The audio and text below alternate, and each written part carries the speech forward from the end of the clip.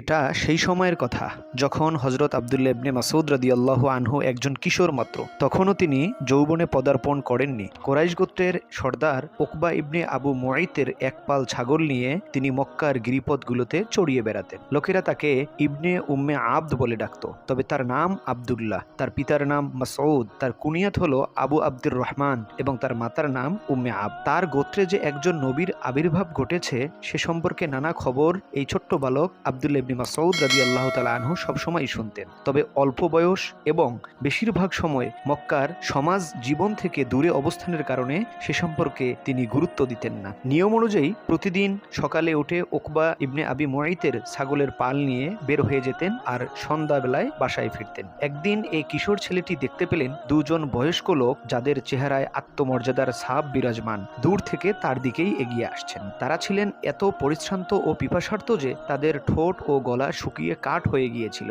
নিকটে এসে লোক দুটি সালাম জানিয়ে বললেন, বৎস, এই ছাগলগুলি থেকে কিছু ছাগল দহন করে আমাকে দুধ দাও। আমরা দুধ পান করে পিপাসা নিবারণ করব এবং আমাদের শুকনা গলা একটু ভিজিয়ে নেব। ছেলেটি বলল, এ কাজ আমার দ্বারা সম্ভব নয়, কেননা ছাগলগুলি তো আমার নয়, আমি এগুলির রাখাল ও আমানতদার মাত্র। লোক দুটি তার কথায় অসন্তুষ্ট হলেন না, বরং তাদের মুখমণ্ডলে এক উৎফুল্লতার ছাপ ফুটে উঠল। তাদের একজন আবার বললেন, তাহলে আমাদেরকে এমন একটি ছাগি দাও যে ছাগলটি এখনো পাঠা ছাগল এর সংস্পর্শে আসেনি। ছেলেটি নিকটে দাঁড়িয়ে থাকা একটি ছোট্ট ছাগির দিকে ইশারা করে দেখিয়ে দিলেন। অতঃপর লোকটি এগিয়ে গিয়ে ছাগলটি ধরে ফেললেন এবং বিসমিল্লাহির রহমানির রহিম বলে হাত দিয়ে দহন শুরু করলেন। অবাক বিস্ময়ে ছেলেটি এ দৃশ্য দেখে মনে মনে বলতে লাগলেন, কখনো পাঠা ছাগলের সংস্পর্শে আসেনি এমন একটি ছাগি কি করে দুধ দিবে? কিন্তু কি আশ্চর্য, কিছুক্ষণের মধ্যেই ছাগির ওলান ফুলে ওঠে এবং প্রচুর পরিমাণ দুধ বের হতে থাকে। দ্বিতীয় লোকটি একটি গর্ত বিশিষ্ট পাথর উঠিয়ে এনে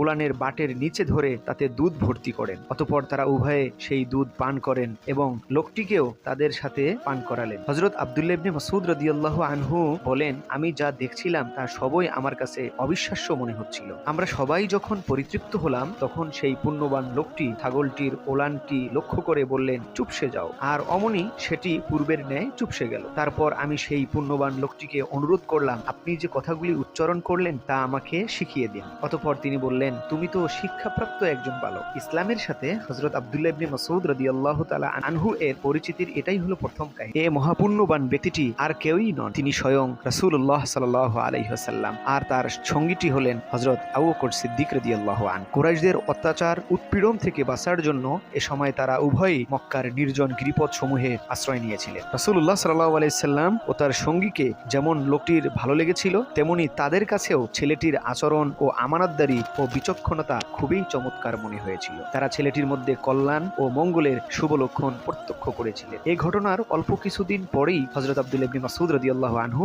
ইসলাম গ্রহণ করেন এবং নিজেকে রাসূলুল্লাহ সাল্লাল্লাহু আলাইহি ওয়াসাল্লাম এর একজন খাদিম হিসেবে উৎসর্গ করেন। আর রাসূল সাল্লাল্লাহু আলাইহি ওয়াসাল্লামও তাকে খাদিম হিসেবে নিয়োগ করেন। সেই দিন থেকে এই সৌভাগ্যবান বালক ছাগলের রাখালি থেকে সৃষ্টি জগতের শ্রেষ্ঠ মানব জনাব মুহাম্মদ রাসূলুল্লাহ সাল্লাল্লাহু আলাইহি ওয়াসাল্লামের খাদিম তথা সেবক হিসেবে পরিণত হন। হযরত আব্দুল্লাহ ইবনে মাসউদ রাদিয়াল্লাহু তাআলা আনহু ছায়ার মতো নিজের মুনিবকে অনুসরণ করতেন। সফরে বা একামতে, গৃহের অভ্যন্তরে বা বাইরে সব সময় তিনি তার সাথে সাথে থাকতেন। রাসূল সাল্লাল্লাহু আলাইহি সাল্লাম ঘুমালে তাকে ঘুম থেকে জাগিয়ে দিতেন, গোসলের সময় পর্দা করতেন, বাইরে যাওয়ার সময় জুতা পরিয়ে দিতেন, ঘরে প্রবেশের সময় জুতা খুলে দিতেন এবং তার লাঠি ও মিসওয়াক বহন করতেন। রাসূল সাল্লাল্লাহু আলাইহি ওয়াসাল্লাম যখন হুজরায় অবস্থান করতেন তখনও তার কাছে যাতায়াত করতেন। রাসূলুল্লাহ সাল্লাল্লাহু আলাইহি ওয়াসাল্লাম তাকে যখনই ইচ্ছা তার কামরায় প্রবেশ এবং কোনো প্রকার দ্বিধাদ্বন্দ্ব ও সংকোচ না করে তার সকল বিষয় অবগত হওয়ার অনুমতি দিয়েছিলেন। এ কারণে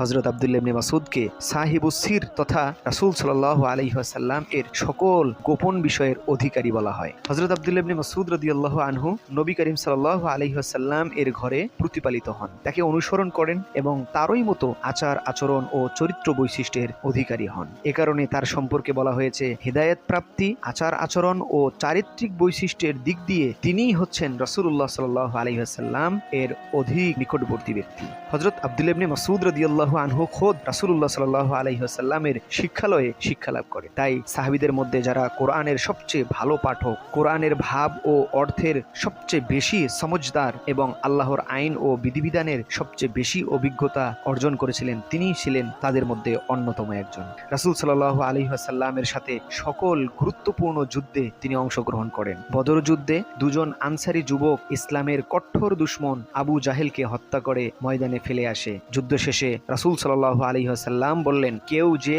আবু জাহেলের অবস্থা একটু দেখে আসতে পারবে? সাথে সাথে আব্দুল্লাহ ইবনে মাসউদ রাদিয়াল্লাহু তাআলা আনহু দৌড়ে গেলেন। আবু জাহেলের প্রাণস্পন্দন তখনও থেমে যায়নি। হযরত আব্দুল্লাহ ইবনে মাসউদ তখন আবু জাহেলের দাড়ি ধরে সজোরে তাকে আঘাত করে তার দেহ থেকে মাথা বিচ্ছিন্ন করে রাসূল সাল্লাল্লাহু আলাইহি ওয়াসাল্লাম এর দরবারে নিয়ে আসে। এছাড়াও উহুদ, খন্দক, হুদাইবিয়া, খাইবার সহ মক্কা বিজয়েও হযরত রাসূলুল্লাহ সাল্লাল্লাহু আলাইহি ওয়াসাল্লামের সাথে তিনি সঙ্গী ছিলেন। হুনাইনের যুদ্ধে কাফিরদের অতর্কিত আক্রমণে 10,000-এর মুসলিম বাহিনী বিক্ষিপ্ত হয়ে পড়ে। মাত্র 80 জন যোদ্ধা নিজেদের জীবনকে বাজি রেখে রাসূল সাল্লাল্লাহু আলাইহি ওয়াসাল্লামের চতুর্পার্শ্বে অটল থাকেন। হযরত আব্দুল্লাহ ইবনে মাসউদ রাদিয়াল্লাহু আনহু সেই 80 জনের মধ্যে অন্যতম একজন ছিলেন। এই যুদ্ধে রাসূল সাল্লাল্লাহু আলাইহি ওয়াসাল্লাম মুশরিক বাহিনীকে লক্ষ্য করে যে এক মুঠো ধুলো নিক্ষেপ করেছিলেন, রাসূল সাল্লাল্লাহু আলাইহি ওয়াসাল্লামের হাতে তা তুলে দিয়েছিলেন হযরত আব্দুল্লাহ ইবনে মাসউদ রাদিয়াল্লাহু আনহু। এছাড়াও হযরত রাসূলুল্লাহ সাল্লাল্লাহু আলাইহি ওয়াসাল্লামের ওফাতের পর দীর্ঘদিন যাবত সকল কর্মকাণ্ড থেকে হযরত আব্দুল্লাহ ইবনে মাসউদ রাদিয়াল্লাহু আনহু দূরে থাকেন। তবে হযরত ওমর রাদিয়াল্লাহু তাআলা আনহু এর খেলাফতকালে হিজরির 15 সনে তিনি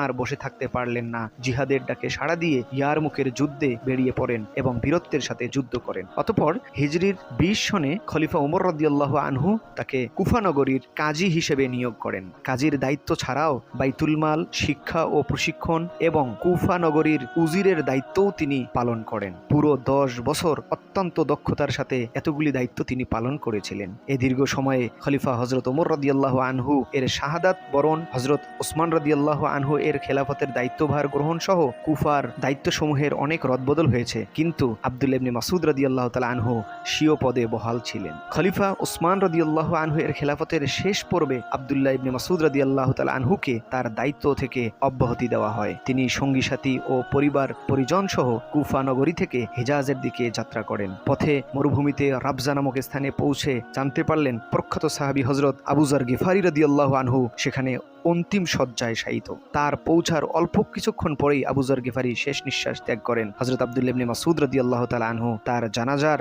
নামাজের ইমামতি করেন এবং দাফন কাফনের ব্যবস্থা করেন। সেখান থেকে আব্দুল্লাহ ইবনে মাসউদ রাদিয়াল্লাহু তাআলা আনহু মক্কায় চলে যান এবং উমরা আদায় করে মদিনায় পৌঁছেন। বাকি জীবন মদিনায় চুপচাপ কাটিয়ে দেন। অবশেষে হিজরির 32 সনে আব্দুল্লাহ ইবনে মাসউদ রাদিয়াল্লাহু আনহু এর বয়স যখন 60 বছরের উপরে, হঠাৎ একদিন এক ব্যক্তি তার কাছে এসে বলতে লাগলো, আল্লাহ আমাকে আপনার জানাজা থেকে বঞ্চিত না করুক। গতরাতে আমি স্বপ্নে দেখেছি রাসূল সাল্লাল্লাহু আলাইহি সাল্লাম একটি মিম্বারের উপর আর আপনি তার সামনে। তিনি আপনাকে বলছেন, ইবনে মাসউদ, আমার পরে তোমাকে ভীষণ কষ্ট দেওয়া হয়েছে, এসো আমার কাছে চলে আসো। এই স্বপ্ন সত্যে পরিণত হলো। এর অল্প কিছুদিন পরেই হযরত আব্দুল্লাহ ইবনে মাসউদ রাদিয়াল্লাহু তাআলা আনহু রোগে আক্রান্ত হন এবং সেই রোগেই তিনি এই ইহকাল ত্যাগ করে জান্নাতের মেহমান হয়ে যান। আজকে এ পর্যন্তই। সাথে থাকার জন্য ধন্যবাদ। আসসালামু আলাইকুম ওয়া রাহমাতুল্লাহি ওয়া বারাকাতুহু।